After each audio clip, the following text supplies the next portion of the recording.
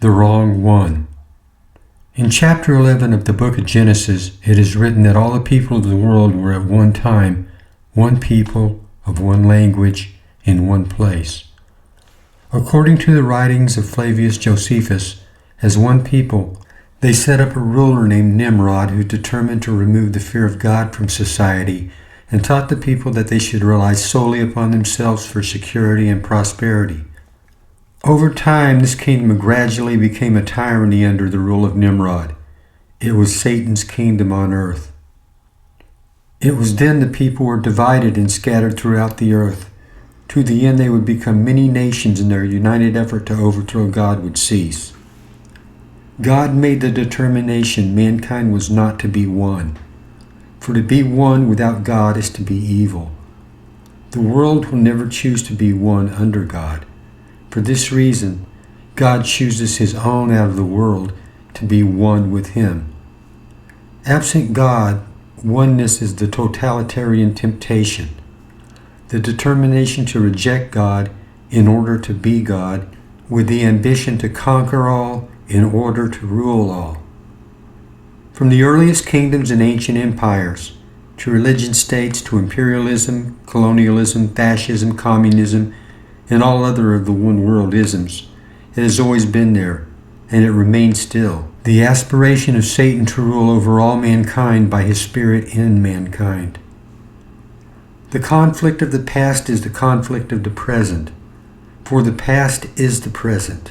The battle of our time is one where those who aspire to the power of a collective world strive against those who cling to the God-given rights of the individual. It is a battle that pits those who value life against those who show little to no regard for life outside of their own.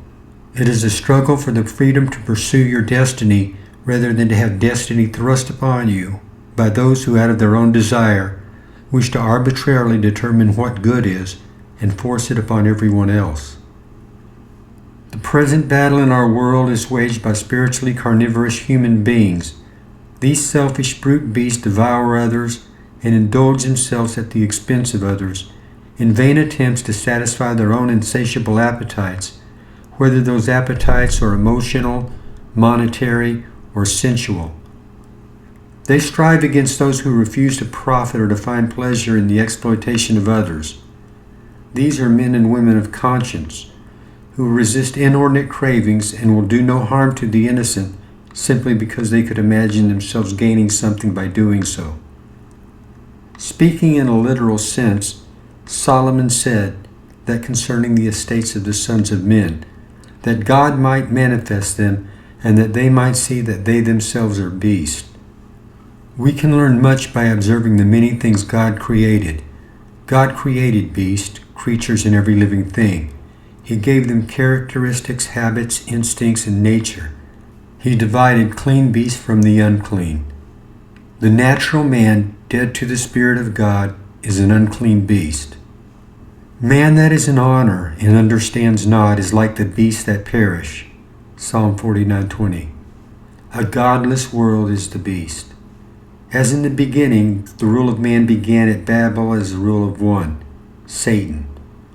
So shall it be also at the conclusion of all things present. The vision of the prophet Daniel and the revelation of St. John attest to this.